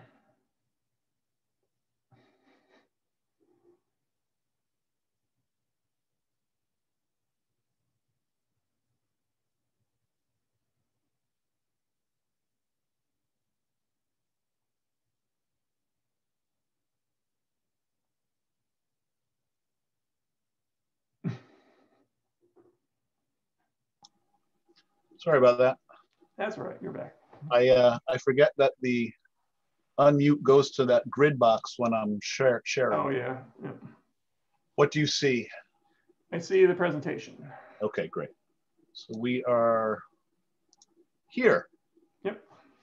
So checking your site for optimization, right? So that's one of the biggest things right now. The page speed, user experience, all very, very important. We're not doing an SEO, search engine optimization, user experience meetup today, but images is a huge part of that. In fact, it ends up being very often one of kind of the low-hanging fruit in a lot of cases, as far as, well, why is my site so slow? And one of the first things that you'll find is that if you haven't paid attention to some of the issues with just starting with file sizes, you realize that you're forcing very, very large files to be downloaded into browsers unnecessarily, which slows down everything. And that affects the user experience. And now, as we get into the whole world of mobile first, and how having a site that works on a mobile device and a phone is now going to get you indexed first, or they're going to be looking at that factor more than the desktop factor going forward. And, you know, and if your site does not work on a mobile device, you're not going to get the rankings that you might otherwise have. So the speed of your site is very, very important, and images are very often a large factor of that. And when you look at the image size, it comes down to a few things. One is, are you using the right image? Going back to the vector and the raster, and then even like, you know, the pings and JPEGs, you'll find that a complex photo saved as a ping is a much larger file size. It takes more, it might look great, but it takes a lot of bandwidth to download it than a JPEG or a compressed JPEG. So one of the first things you could do is take a look at your site using some of the site speed measuring tools. And if we look at, for example, GTmetrix is a good tool to use. I like GTmetrix for a lot of reasons. I don't like it for a lot of other reasons. I see people who get so caught up in some of the numbers use this as an indicator, as a trend. I'm curious, does anybody want to step up and do a quick test on their site? No? Ray, you got a site you want me to? Go bad. I'll volunteer. Okay. Hi, I'm Stephanie. Hi. And I have a site called valleyfest.org. Valley Vest? Valleyfest, F-E-S-T. Like festival. Yeah, .org. And right now I think my site's super slow, and my problem is my images. And so that's why I came to see you guys. Is this the correct site? Yep, you got it. Okay. Yeah, and I already saw one image that did in fact affect your, and I'll show you a couple ways, because we're going to do two things. One is I'm going to load this up into GTmetrix. It's, you know, they have a free and a paid version, but the free version, do a quick analyze. And while we're doing that, one trick is, although background images are a little bit different than your main images, is when I go to a site, I'll just, as simple as this, is I will look at an image. I think these are all background images. And I'll literally, yeah, they're all background images.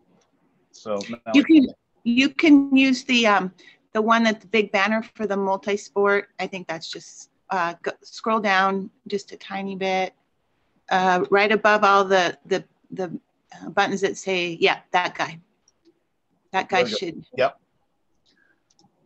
So if I open that, if I right click that and say open image in a new tab, what that'll do is it'll give you a quick view of that image, its actual size, And so this is where you get an issue where all of a sudden you go, oh my gosh, this image is gigantic.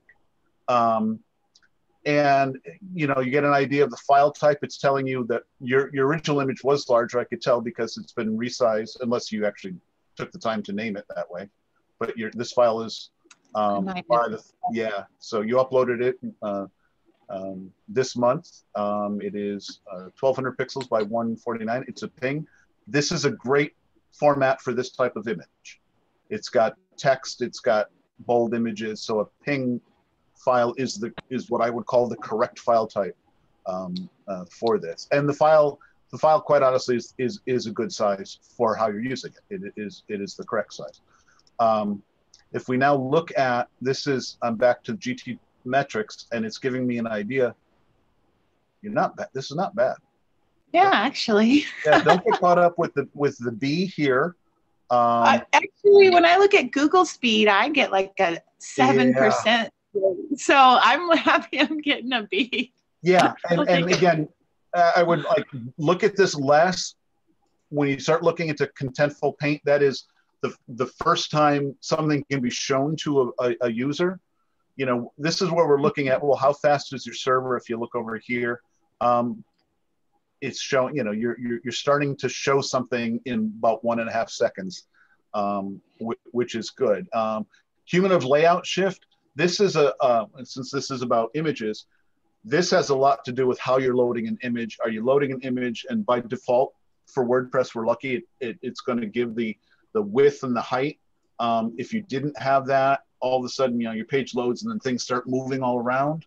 That ends up being a factor. That's the layout shift that starts saying, oh, I was looking at something that went away because a new image loaded. So that's something to be aware of. What I'm looking at right now here is to say, are we getting, very often you'll say the top issues are, hey, your images are too big. I'm not actually seeing that. And then what I'll tend to go do next is just go right over to the waterfall. The waterfall tells me how everything is loading. And your images, you're fine. I mean, at first glance, you've got images that are 25 kilobytes. Click on the images tab there too. I think you filter it just on images, right? Oh yeah. So in GT metrics, if you come up here and you go to images, you'll see just all the images that are being loaded. And if you start seeing like really long load times, and the load time is the purple is really the wait time. There's a couple of 830K. I mean, I see that. So what is the number you guys like to? Is it 20 KB? What's the kind of a good picture size? Is that? It absolutely it depends. The WordPress answer, it depends. Yeah, it depends. I know. Yeah, because if you're a photographer and you've got beautiful photos, you're going to have images that are 0.5 meg in size, you know, potentially. For what you've got on your site, where you have, you know, these types of images, I would not want to see them more than about where you are, you know, 50 kilobytes. That, I mean, that's honestly good. I'm not reacting with any kind of immediate, oh, there's a problem with, like, but I guess just, and I know this is I love a live use case here. So go back, Peter, for a second to GT metrics, and let's find, because this is the way I would look at the problem. Again, I think everyone looks at these things differently. So if you look at the one that is 587 kilobytes, the one that says what is that, Inlander or something? Oh yeah, click on that. Let's see what that picture is for a second. Wow. So to me, that's really big for what seems like a pretty basic image. Yeah, this should be nothing. This should be like 20K. Right. You know, so this could be one of those where sometimes all you really need to do, and whether it's a ribbit tool or there's other ways to do it, for an image that's this simple, that's that big, I mean, 500K is big for this. This may be something, and it's a JPEG too. You may want to just open it and save it again, save it for web. Yeah. You have a bunch of metadata in there. I bet it's saved at 300 DPI, and I just need to go in and change it to 72 DPI. Something as easy as that. Well, when you say change it through DPI, I'm saying even just open the file and resave it and compress Okay. it. So don't even mess around with the DPI. Just open it up in an editing tool. If you have Photoshop, you can do save for web and say, Photoshop will give you the most options to save it and retain your resolution. Okay. So some of it for me is like, you're right, but this is kind of tweaking around the edges, but you may find a couple images where if you don't really care so much about the quality, because maybe it's a background image or things like that, those are the ones that I would compress it until you notice it, or back to what I said about the photo editing things, crop what you need, is that when I saw your site in the very beginning, you had some images that looked like postage stamp sized, but if those are really behind the scenes, much bigger images, then you don't need them to be that big. Exactly, and that's where, because these are, I could tell, these are probably, are you using a page builder for the site? Actually, I'm using Avada to build this site. Got it. The theme Avada.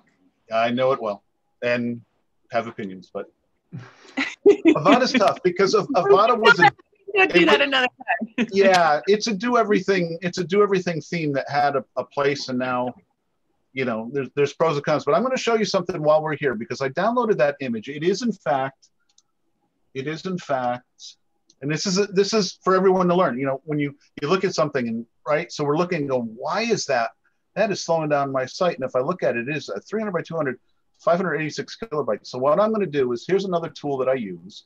There's a plugin for it, but there's also, you can check this right on the website. It's called Short Pixel. It happens to be my favorite image compression tool. Others are Smush, Resmush it. Ray, what do you use there's another free one. It's Tiny PNG. Tiny, right? Yeah, and I think they have a plugin for it as well too. Exactly.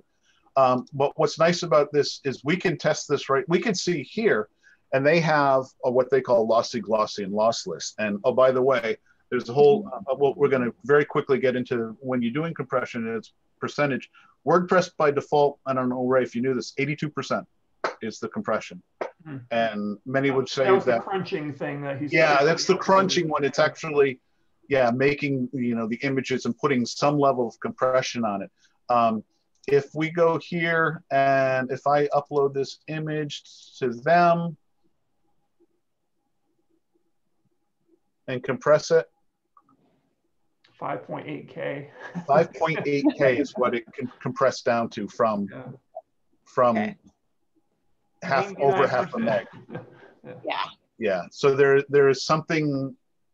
There's something in that, and some of the compression that happens is literally stripping out all the meta information in the back, and you can get extra stuff that actually doesn't do anything for the image, but increases the image file size.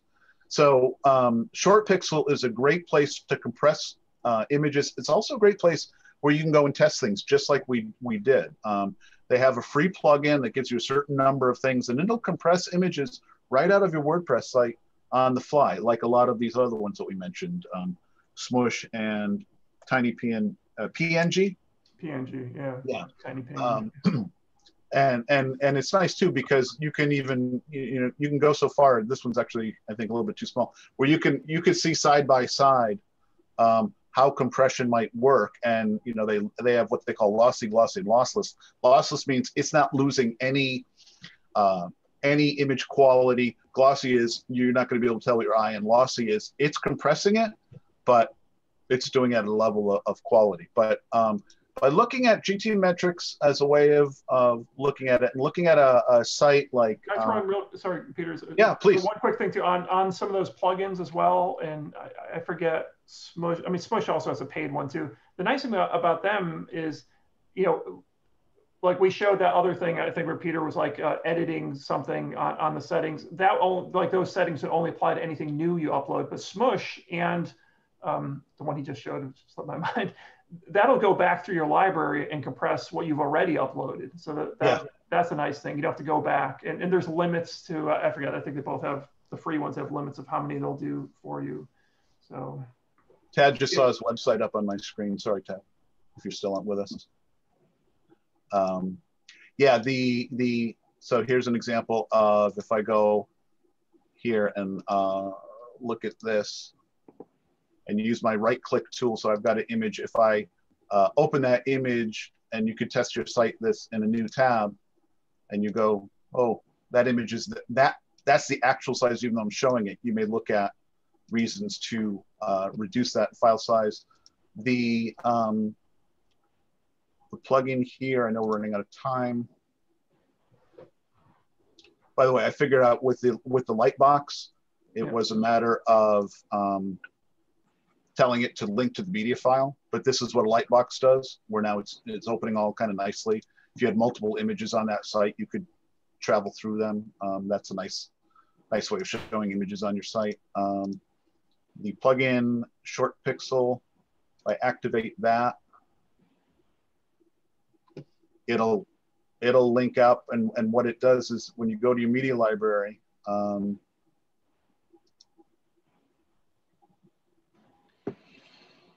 I go to my list view.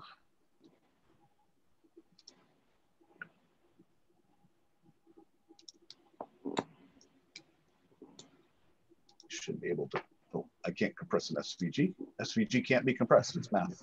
It's math. It's math. I always say that.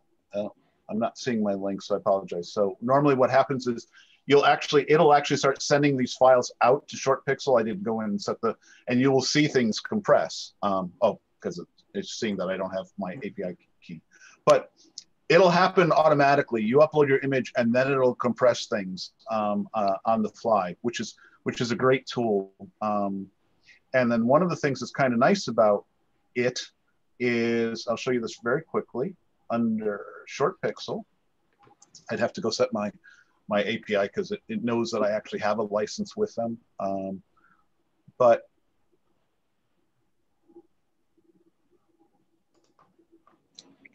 maybe I can't get past this.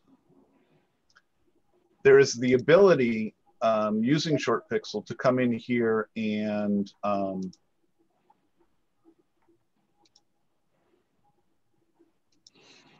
I'm just going through the process now. Oh, yes, I know. I'm not gonna be able to show you here, but and I should show you another site where I have it. What it does is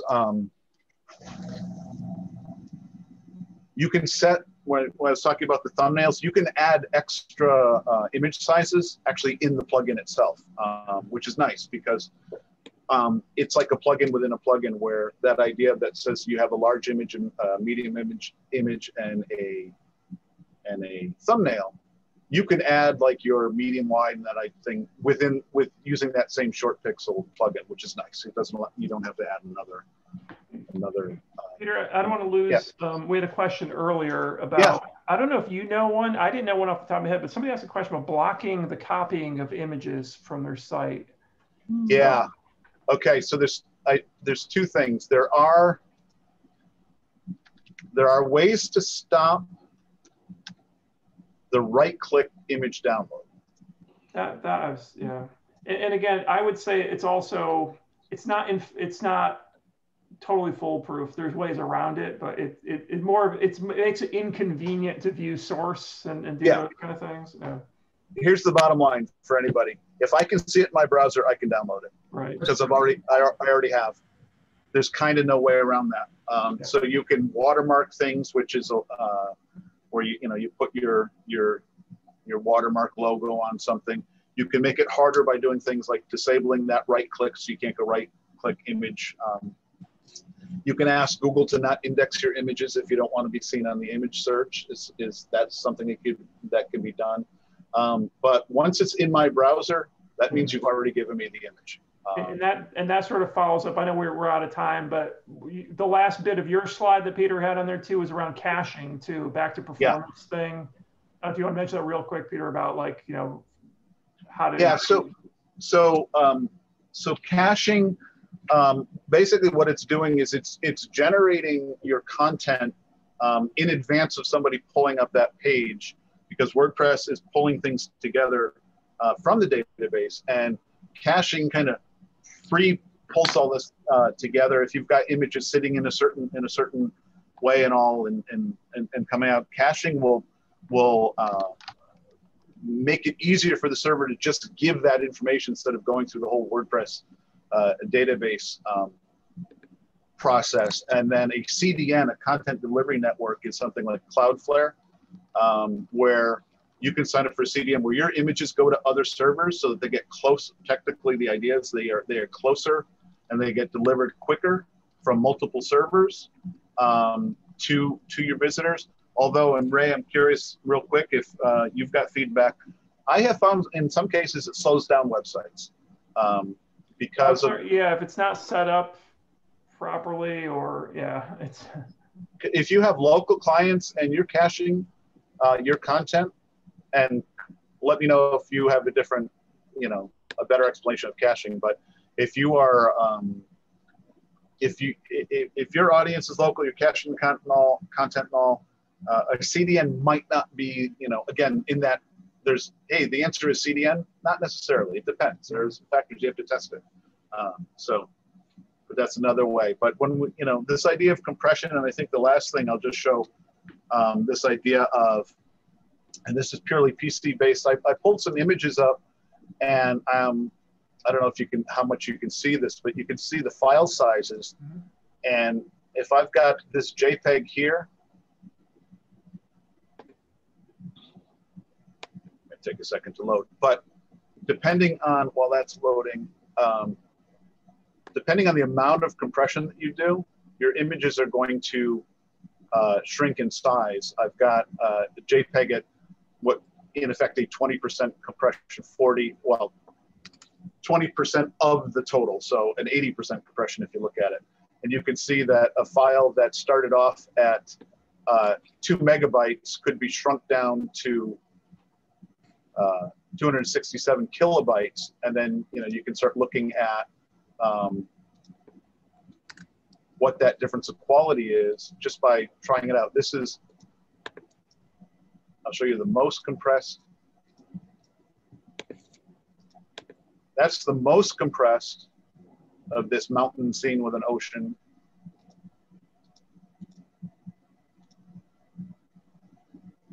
And that's about what WordPress would compress it. And it's, you almost can't tell, right? I mean, if I zoomed into this, you would start seeing where those artifacts become an issue, especially when along the ridge of a line in colors. That's where you're going to see the biggest issue.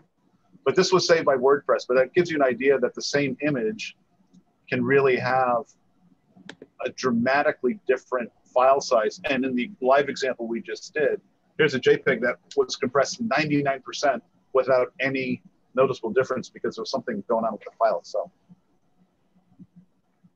That's very we hit the wall, didn't we? Yep. Okay. Well, I think we covered everything we covered everything we could. There's a lot more, but I think again we'll save some for later. I really love the again we'll bring this up in all our presentations of. I love having time to look at real live examples. So don't be shy. We're gentle. If we look at your website, people here know. So we picked on other people's sites. So always feel free to bring up real. I love real life examples because it's everyone learns from that. So thanks to everyone again for coming tonight. Like I said, we probably didn't cover all your questions. So Facebook group. Yeah, Facebook group, and even if you're not comfortable in Facebook, the meetup group you can go to and post questions there. Yep. We're both we're active there, and I know personally I enjoy, answering questions or troubleshooting or whatever, helping our group out. Yep. So I'm going to post a recording of this, as I said, probably within the next, by the end of the day tomorrow. So if you want to rewatch something, and we'll put the slides and resource list also on the Facebook group by the end of the day tomorrow. So thanks everyone for joining. We hope to see you again here next month for whatever our next topic will be. All right. Thanks everybody. Good night. Thank you. Have a good night. Take care.